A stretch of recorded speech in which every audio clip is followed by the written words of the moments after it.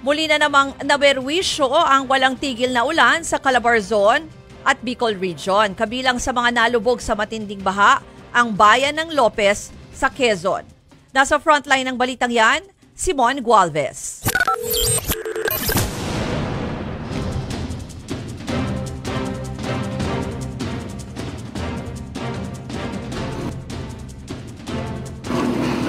Tila may instant swimming pool sa loob ng barangay hall ng Danlagan sa bayan ng Lopez, Quezon.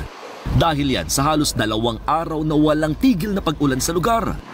Ang mga mesa, ipinatong na lang sa silya para hindi mababad sa tubig.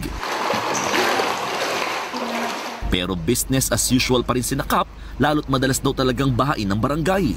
Ito ay parang pinakamababang lugar na dito sa Barangay Danlagan, Zone 6. Gawa po ng tumataas yung kalsada, ay dinaiiwan po itong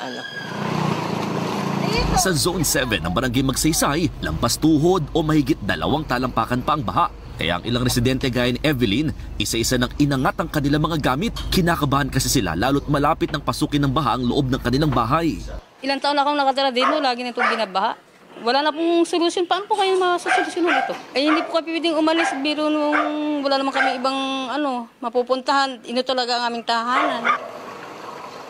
Handa namang lumikas sa mga residente sakaling tumaas pa ang baha. Ang mga motorsiklo tricycle, tabi-tabi munang ipinarada sa mataas na bahagi ng daan. Habang ilang residente, no choice na rin kundi lumusong sa baha, makapunta lang sa kanilang mga bahay. Ang problema rito sa Zone 7, mabilis magbaha pero matagal naman ang paghupa ng tubig. Karaniwan inaabot daw ng nasa 5 araw o mahigit 1 linggo pa nga bago mawala yung baha. Yan ay kung hindi na uulan dito sa lugar. Aabot sa 6 na barangay sa Lopez, Quezon ang binaha. Bukod sa barado mga creek, mababaw na raw ang Talolong River sa lugar. Kaya mabilis itong umapaw sa mga apektadong barangay.